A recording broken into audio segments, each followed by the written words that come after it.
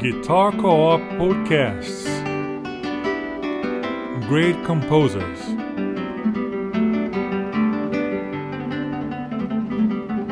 Conceived and presented by Fabio Zanon.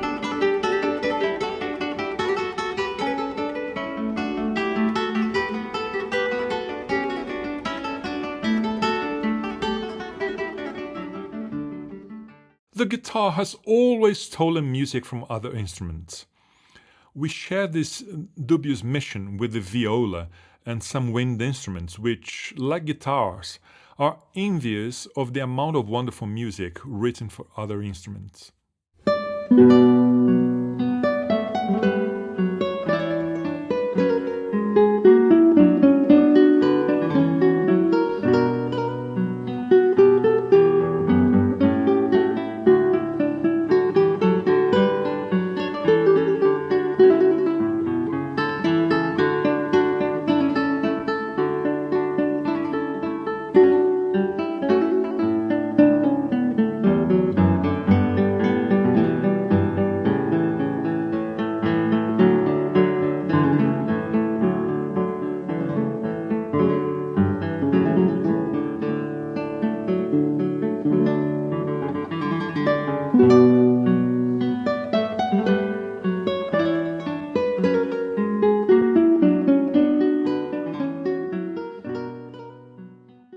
The Abreu brothers playing an Allemande by Rameau, which is part of the album 1970 Recital, a guitar co-op release of the Abreu duo.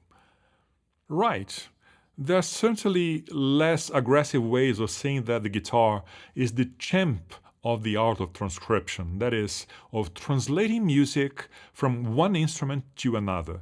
It's a bit different from the idea of arrangement.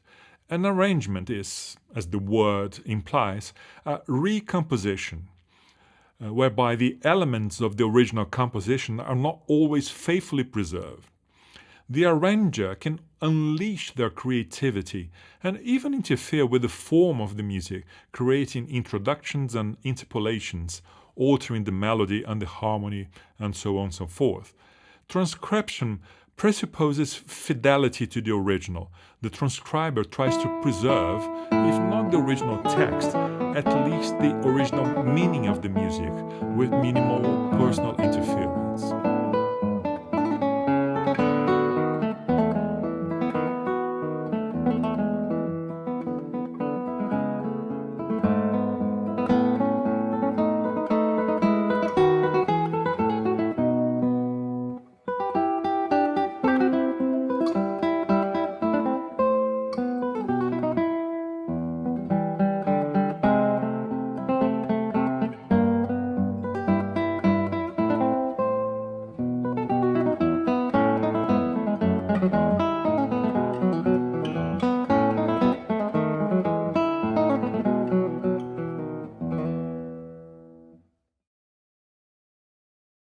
This is Scott Tennant playing a sonata by Domenico Scarlatti, which is part of his album Mysterious Barricades, a guitar co-op release. Transcription has many benefits for the guitar. It brings to the stage and recordings pieces that are little known in the original. It forces the performer to expand their technical arsenal. It can also bring to the original a new artistic element, an aesthetic possibility only latent in the original. But I think the power of the transcription lies in bringing to the guitar a style of musical expression that is foreign to it.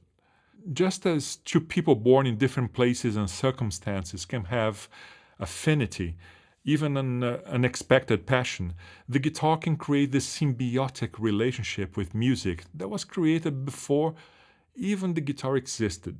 The elegance, the exquisite nuances of color, the delicate fragility, the clarity of articulation of the guitar are the perfect match for French Baroque music, especially the music of Jean-Philippe Rameau.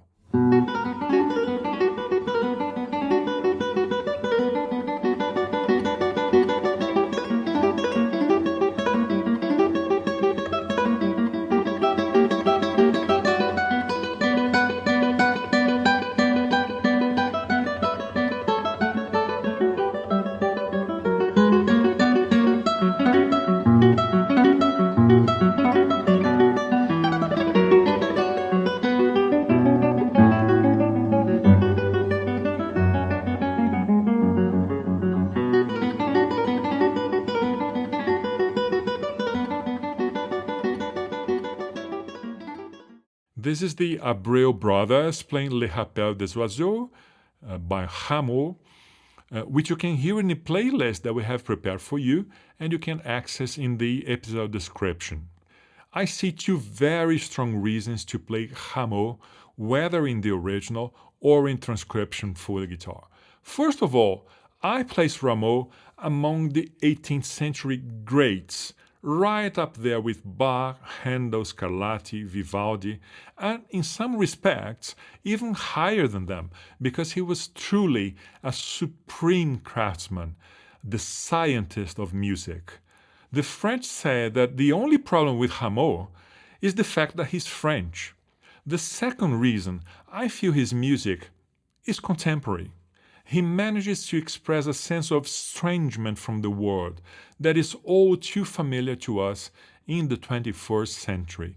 The feeling of being out of place, shrouded in a mist of mystery and perplexity with reality, like someone who wanders among contradictions and lost souls.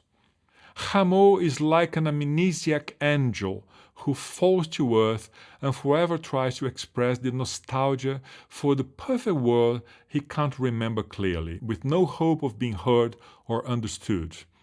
Rameau is that kind of fallen angel whose music is the sound of light.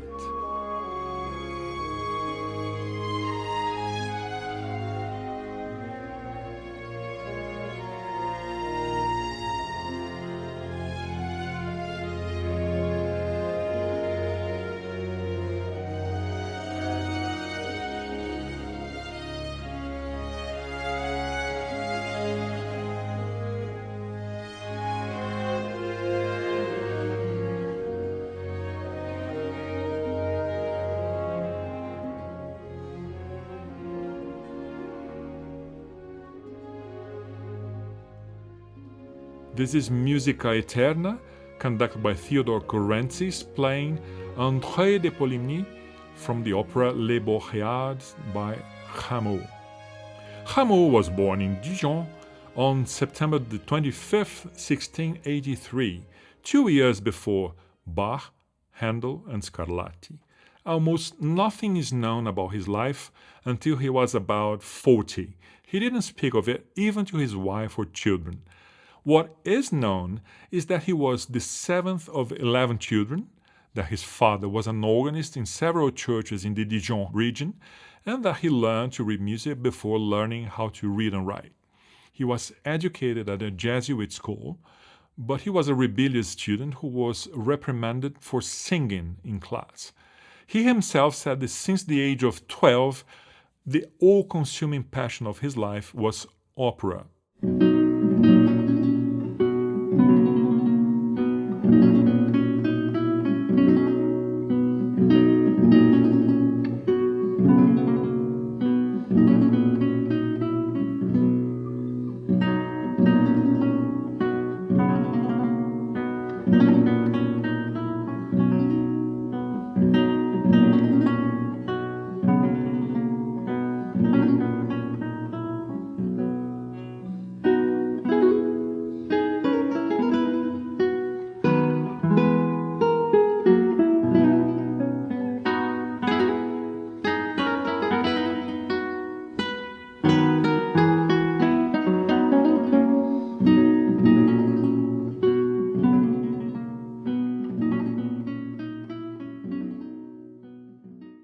This is the Abreu brothers playing Musette en Rondeau by Rameau, a GuitarCoop release.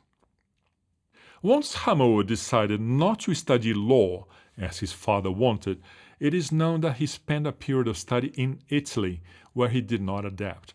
We will see that Rameau's biography is a constant inability to adapt and compromise. Returning to France, he worked as a freelance violinist and organist. He apparently disliked working as an organist, so much so that no organ work survived. In 1706, at the age of 23, he lived briefly in Paris and published his first book of harpsichord music. The other two books would only appear 20 years later. They are few works organized in the form of suites, They respect the traditional order of the dances and the key signatures, but also bear descriptive titles as the indifferent, the savages, the enharmonic, the chicken, the Egyptian, etc. They are an essential monument to the harpsichord repertoire in France and the basis for all the guitar transcriptions we are listening to in this episode.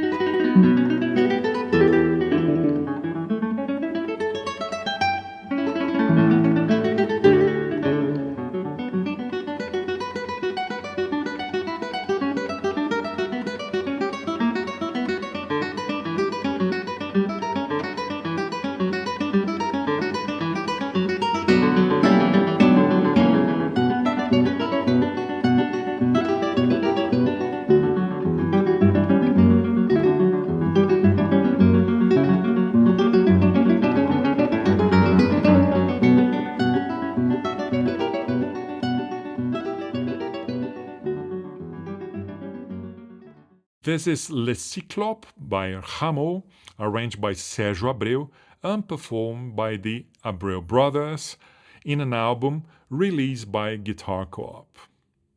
In 1722, aged 39, Rameau returned to Paris, where he remained forever. That same year, he published the fruit of all these years of obscurity and study, the Treatise on Harmony, one of the greatest theoretical works of all time, which had enormous repercussion and was admired even by his many enemies. This treatise proposed the discovery of a fundamental law of all Western music.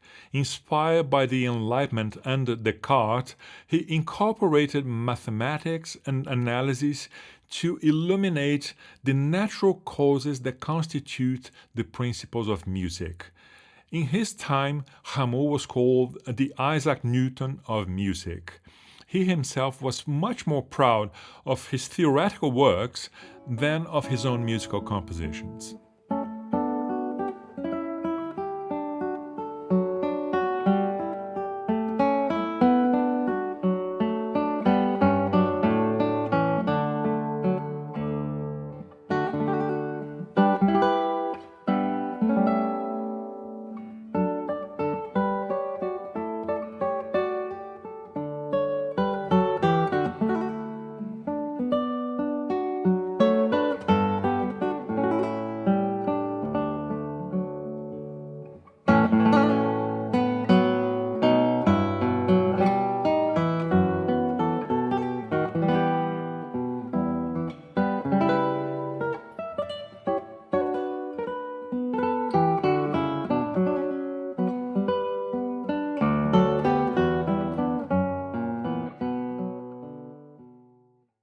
This is Scott Tennant playing a guitar transcription of La Fanfarinette by Rameau, which you can hear in our playlist. Rameau got married in 1726, aged 43, to Marie-Louise Mangot, who was only 19. Together they had 4 children, and it was apparently a happy marriage. His relationship with his children was also good. God bless him, because he had a knack for not getting along with most people. His reputation as a theorist didn't help much in his attempts to find work as an organist in Paris. At that time, Paris market sold everything and offered many attractions for their patrons, somewhat in the spirit of today's large markets in European capitals or shopping centers in the Americas. There were circus shows, magic shows, music theater, and so on and so forth. To make a living, Rameau wrote music for 4 comic plays by the writer Piron, but none of these works survive. Rameau was still getting prepared to perform his magnum opus.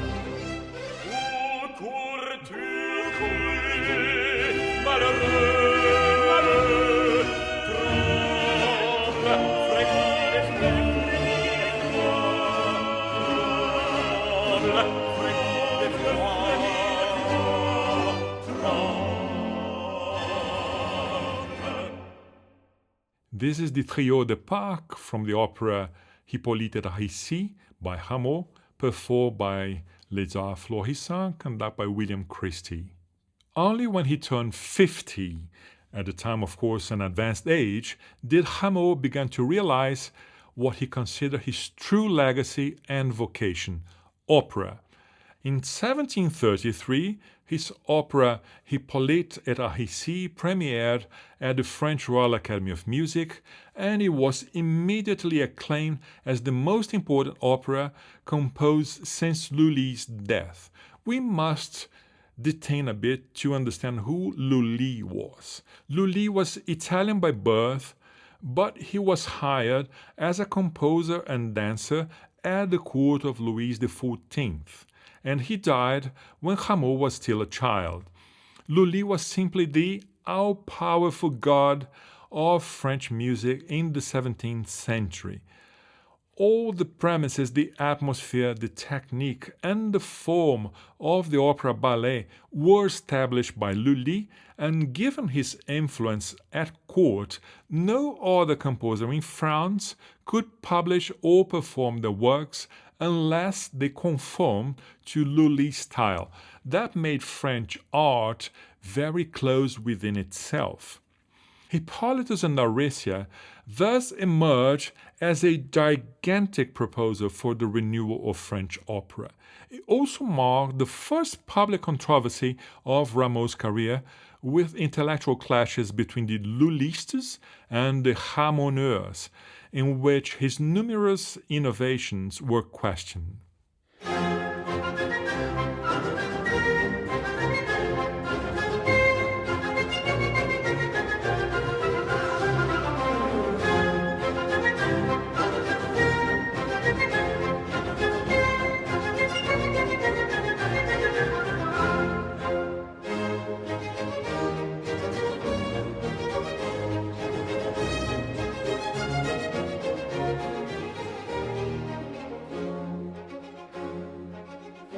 This is Le Sauvage from Les Ans Galantes by Rameau, played by the orchestra of the 18th century, directed by Franz Brüchen.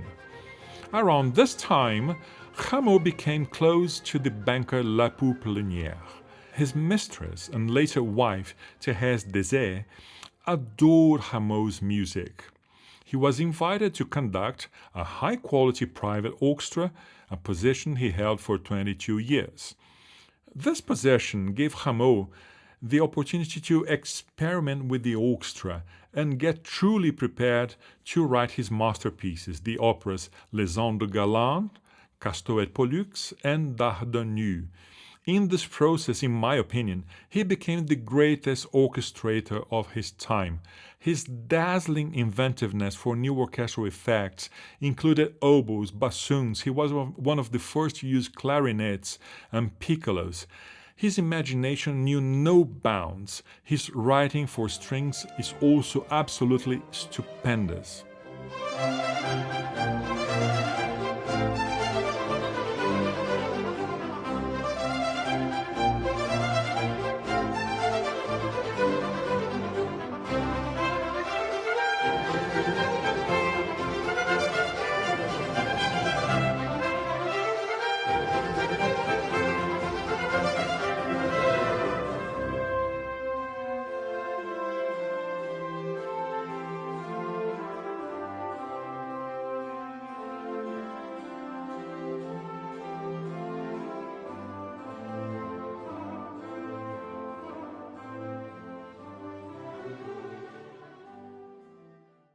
This is Franz Brüchen conducting the 18th century orchestra in the Chaconne from Les Ans de Galante by Rameau. Les Ans Galantes is a multicultural opera in which each scene refers to a people who were then seen as exotic. the Turks, the Persians, the Incas of Peru, and the Native Americans from the southern United States who had been brought to France to meet King Louis XV from the Louisiana. They performed 3 dances at court, which greatly impressed Rameau and inspired him to write this opera, The Gallant Indians.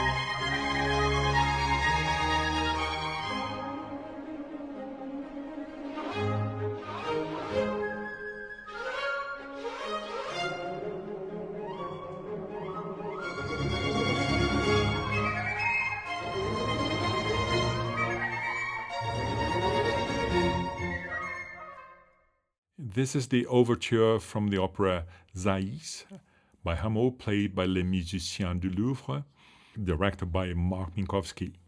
Inexplicably, after all these exceptional works, Rameau spent 6 years without writing anything at all. Depression? Disagreements with the Royal Academy of Music? We don't know. What is known is that in 1745 he returned as a new Rameau. France's victory at the Battle of Fontenoy and the marriage of the Dauphin to the Infanta Maria Teresa Rafaela from Spain generated significant commissions for Rameau, and he poured all his wisdom into the production of his greatest success, the comic opera Platée. He, who until then had excelled in lyrical tragedies, savored every comic possibility of the French language in a comedy in which a nymph, in the form of a frog, attempts to seduce the god Jupiter. It's one of his works that best holds up in modern productions as well.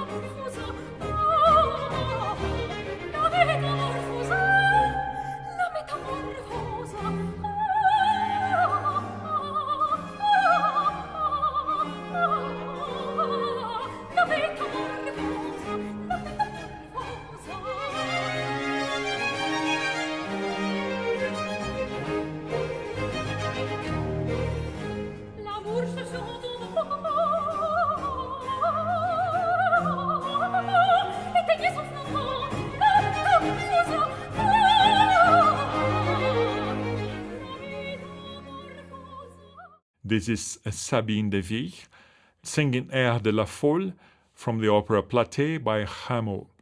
On one of these commissions, Rameau also collaborated with none other than Voltaire. The result was an opera ballet called Le Temple de la Gloire, the Temple of Glory, finally earned Rameau official recognition at the age of 62. He was appointed composer to the Royal Chamber and received a lifetime pension. His friendship with Voltaire also led to a feud with the philosopher Rousseau. Rousseau had ambitions as a composer and felt insulted by Rameau. This had serious consequences.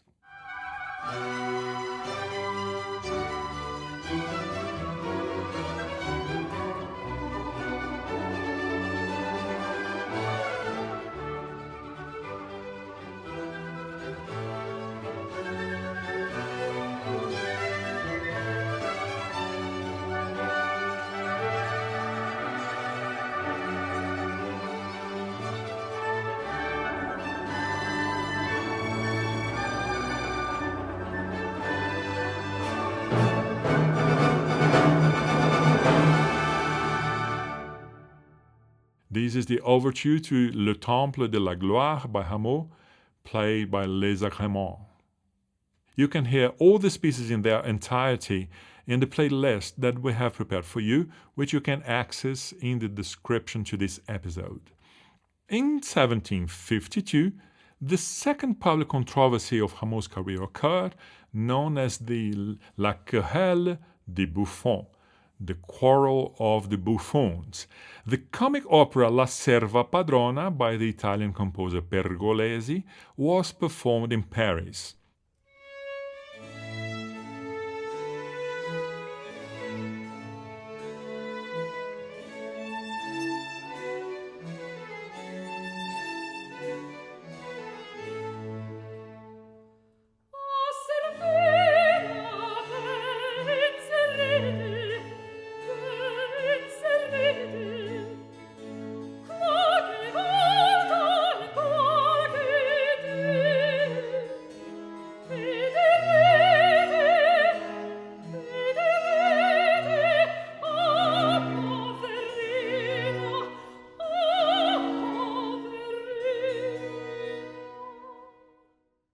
The intellectuality was enchanted with his new style, which was the opposite of the artificial monumentality of French tragedies. Rousseau published a critique extolling the qualities of La Serva Padrona, the philosophical concept that permeated the critique that was naturality. The uncomplicated ease with which human emotions were conveyed through realistic action accompanied by uncomplicated and fresh music.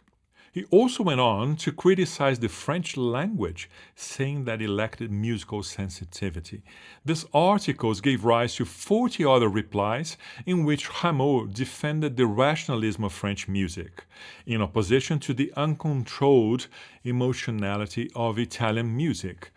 The result was a gradual opening of French music to foreign influences, a novelty that led to the establishment of a new international music style that now we call the classical style in music, defining the end of the Baroque era.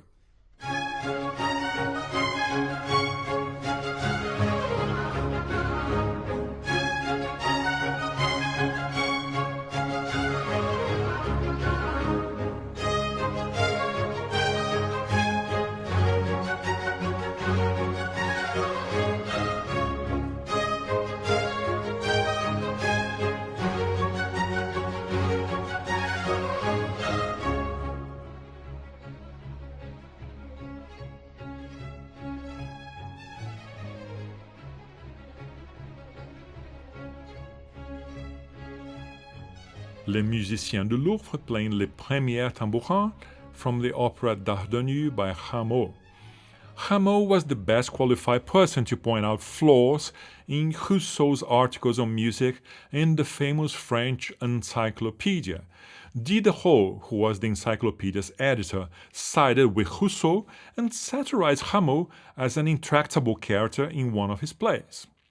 Thus, we learn a little about Rameau's personality and his discomfort with life in the world. He was consumed by music and had absolutely no interest in anything whatsoever. A friend said that his heart and soul were inside the harpsichord. Once the lid was closed, there was no one home.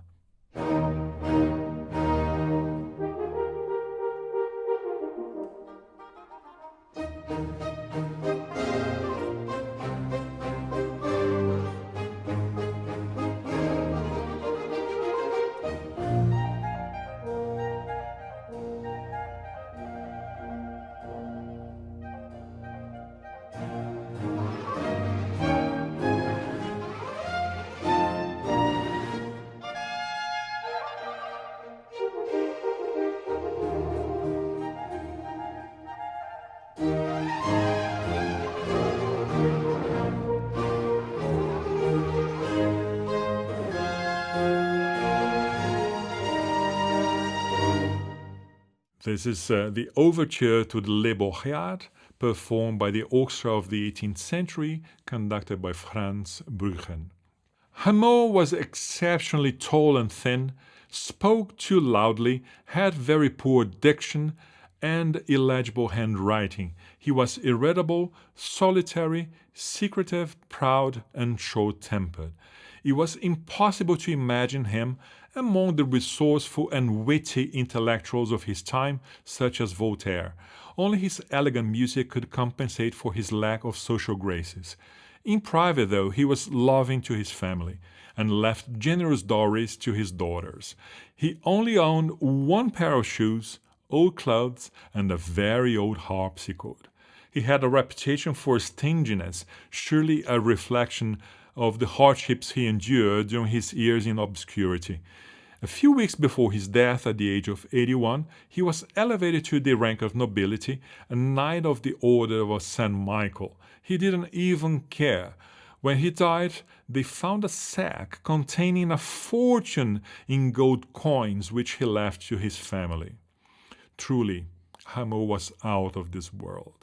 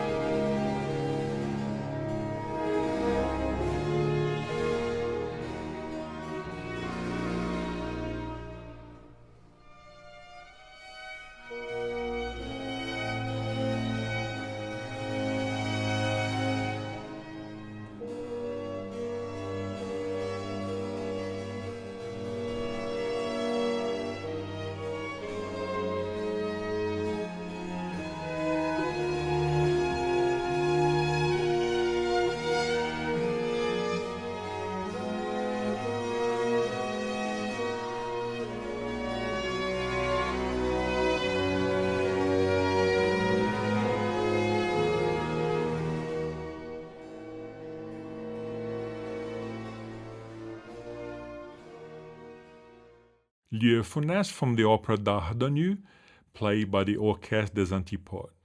Aside from the works for solo harpsichord, Rameau left a masterpiece of chamber music, Pièce de Clavecin en Concert, in which the harpsichord, instead of playing the role of accompanist, is a soloist gently enveloped by the sweet sounds of the flute and violin.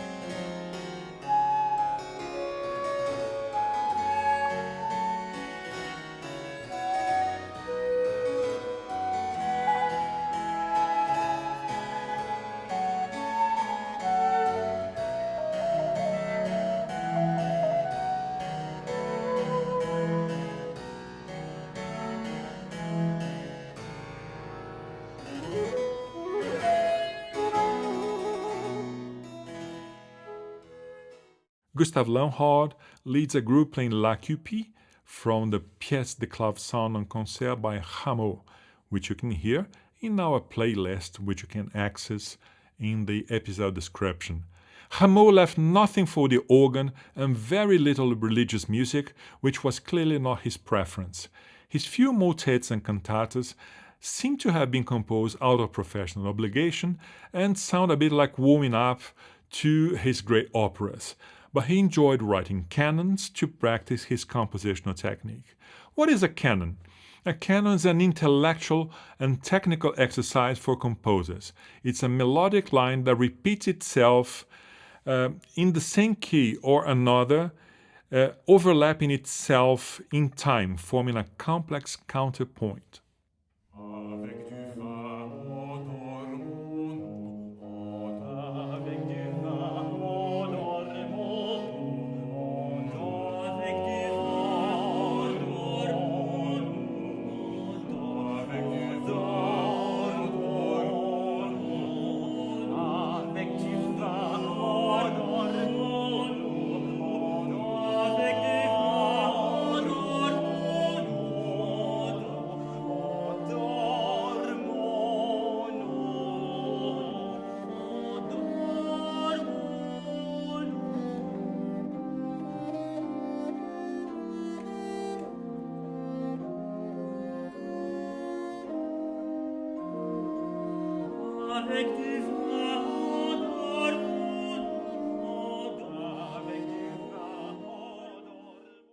This is Avec du vin endormenu, sung by Le Parnasse Français, a canon by Rameau.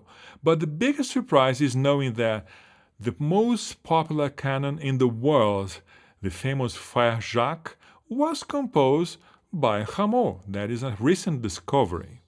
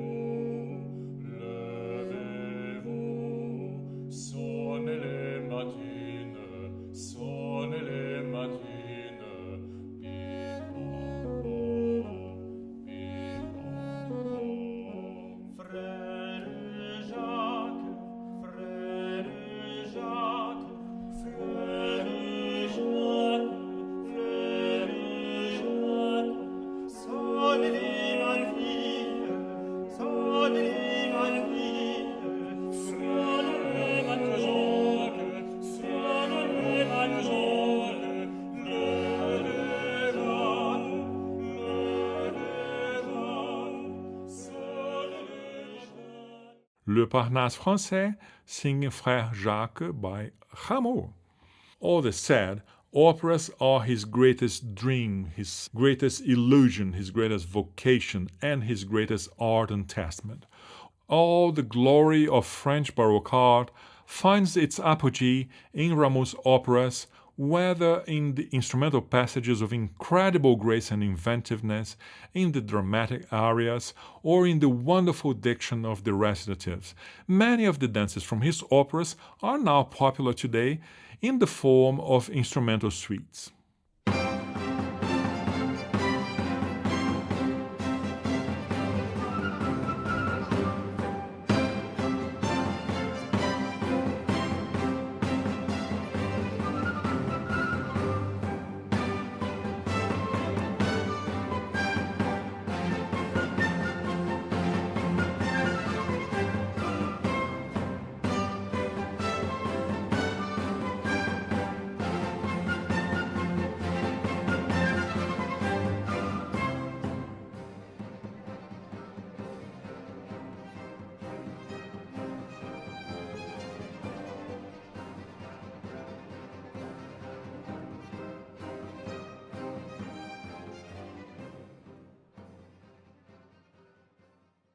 This is Tambourin, an instrumental excerpt from Dardanu by Rameau, played by the orchestra of the 18th century, directed by Franz Brüchen. There is no history of Rameau transcriptions for the guitar. The earliest thing I can remember are minuets for the harpsichord, and from an opera transcribed by Andrés Segovia.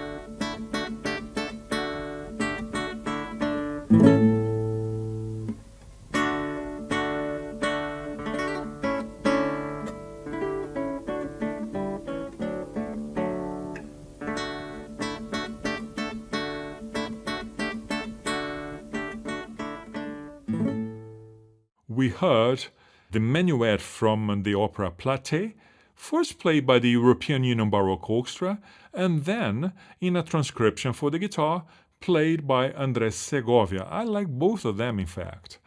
The Abreu brothers seem to have been the first duo to transcribe Rameau for the guitar. Sérgio Abreu loved Rameau and transcribed several harpsichord works which were intended to be included in an album that was never to be recorded.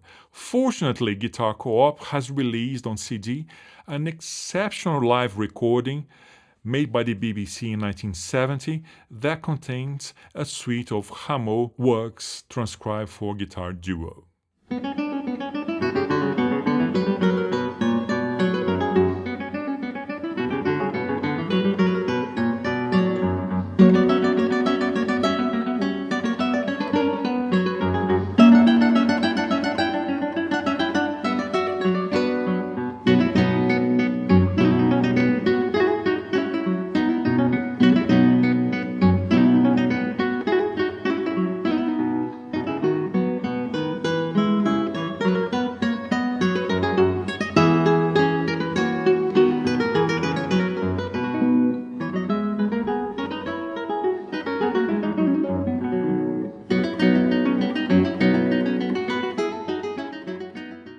This is Rameau's Rigaudon played the Abreu Brothers, a GuitarCoop release.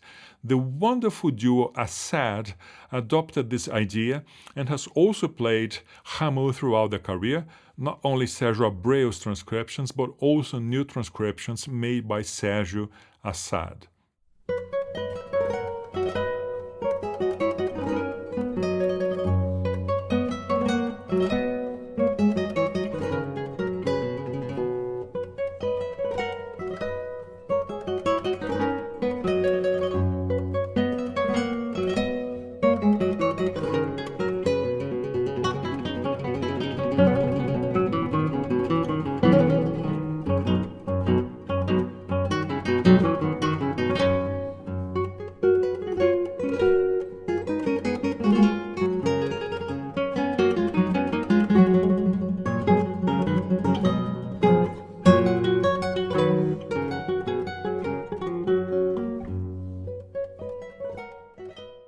By Rameau, transcribed by Sérgio Assad. The exceptional Uruguayan guitarist Eduardo Fernandes has ventured into these complex works in solo guitar transcriptions.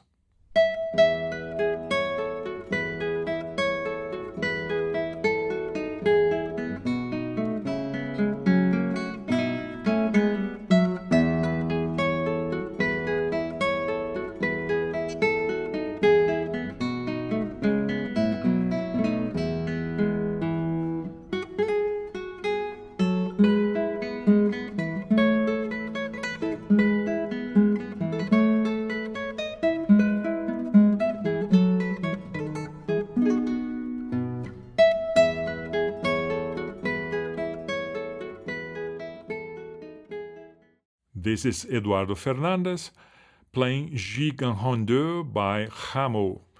More recently, French guitarist Raphaël Foyatre has also ventured to play Rameau on solo guitar.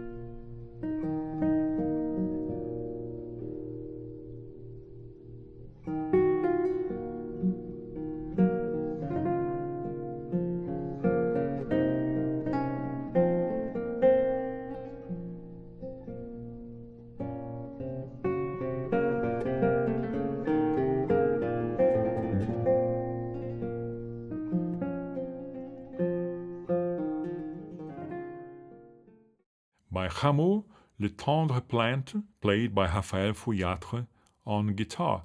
I mentioned at the beginning of the episode that Rameau and the guitar are the perfect match, but I also mentioned that one of the strengths of the art of transcription is to bring unknown music to more listeners. The guitar has already transcribed Bach in every possible form, and GuitarCoop has released several albums by wonderful artists like Paolo Martelli, Agnello Desiderio, Paul Galbraith playing his music. But we also have Scott Tennant playing incredible music, for example, by the great French opera composer before Rameau, who is Lully.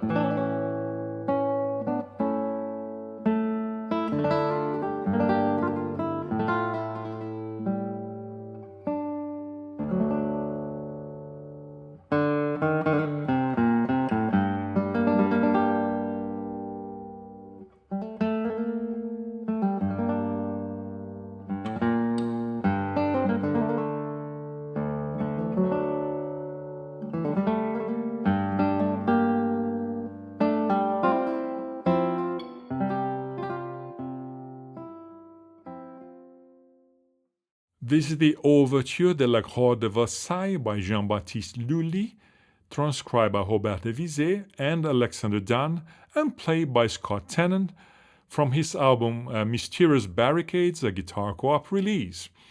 The greatest French lutenist and guitarist contemporary to Lully was Robert de Vizet, a giant who deserves in the future an episode for himself.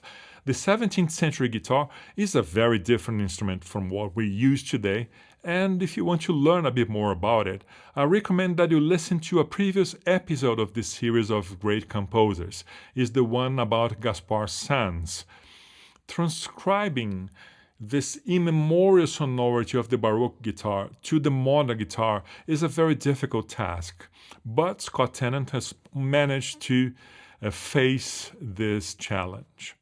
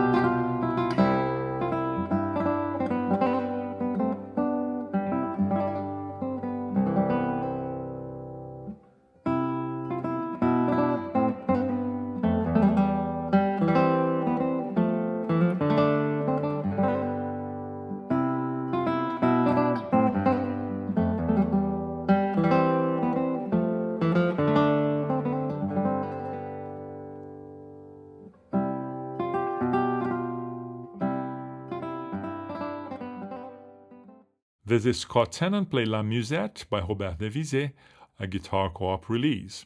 Transcribing from harpsichord to guitar is always a very great challenge. Typically, a transcription for two guitars works best. The difficulties don't pile up, the possibility of exploring the full range is consolidated, and each guitar has more technical leeway to treat each line more carefully, without so much technical stress in comparison to a solo guitar.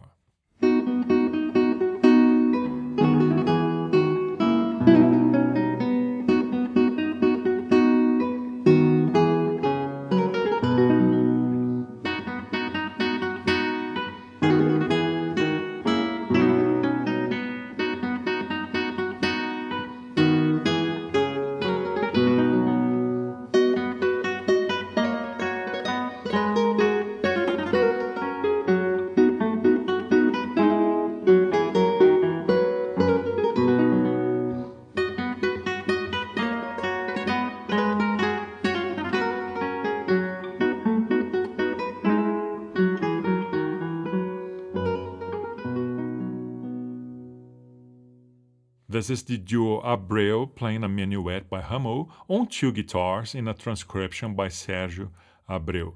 Still, there are heroes who try to make this complicated music fit the guitar, the solo guitar.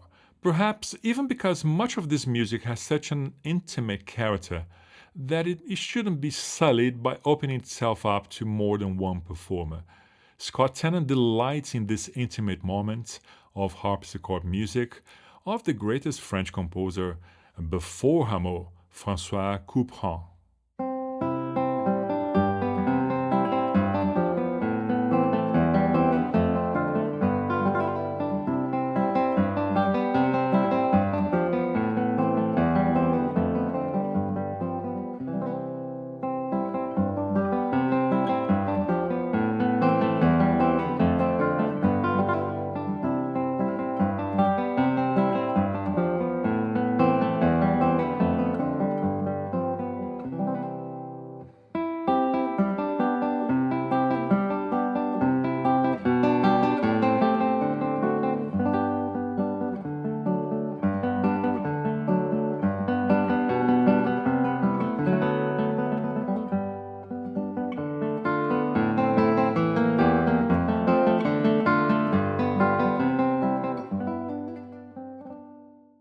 This is Scott Tennant playing by François Couperin, Les Barricades Mystérieuses, the piece that gives title to the album Mysterious Barricades, released by GuitarCoop.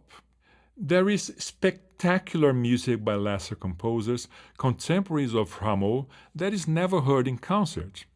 If you are looking for unusual material to transcribe, if you are a guitar professional or student, if you want to transcribe whether for solo or ensemble work, that will add a unique touch to your concerts. You might turn out your attention to the incredible Louis Marchand, for example, who even met and had a dispute with Bach.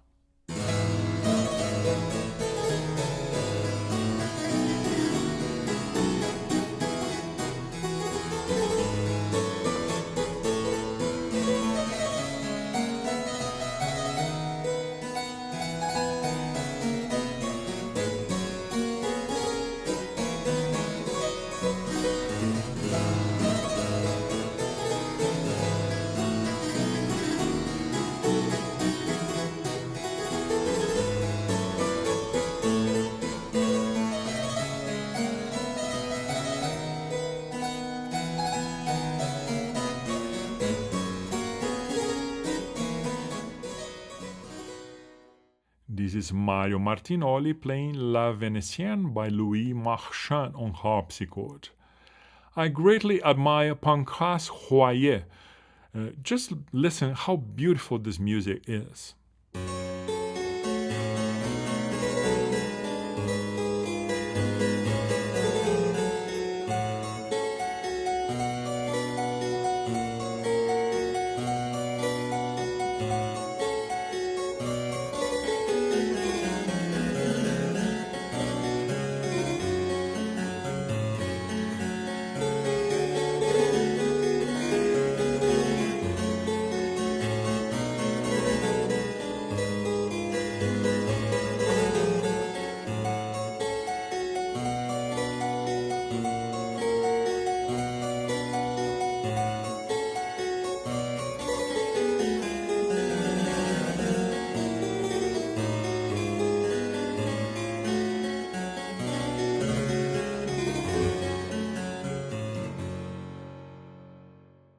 This is Christophe Rousset playing Les Marbles by Pancras Royer, which you can hear in our playlist.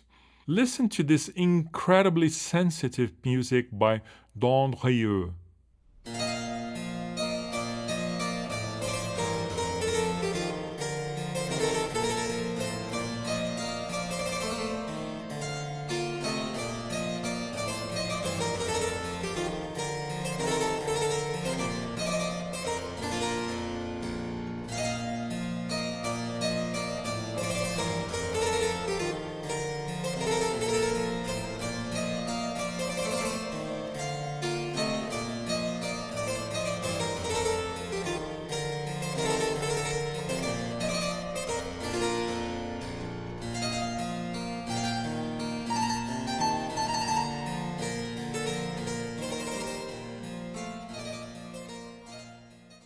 There's a Spita Jambelder playing Musette by Henrique, which would sound wonderful transcribed for one or two guitars. There are mountains of music written for the harpsichord, strings, wind instruments by Leclerc, Blavet, Boismortier, Daquin that sounds wonderful, played on the guitar or in guitar duo, trio, or quartet.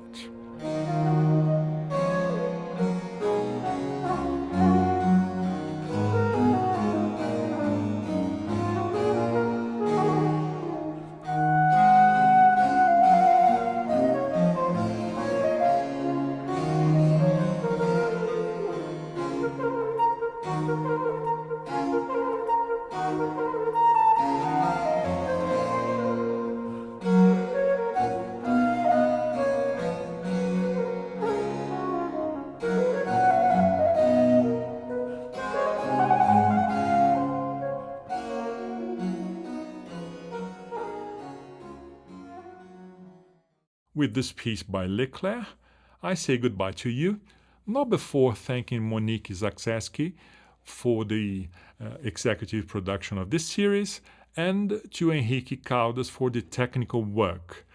I hope you can listen to our next episode next month. Bye-bye. Guitar Co-op Podcasts. Great composers.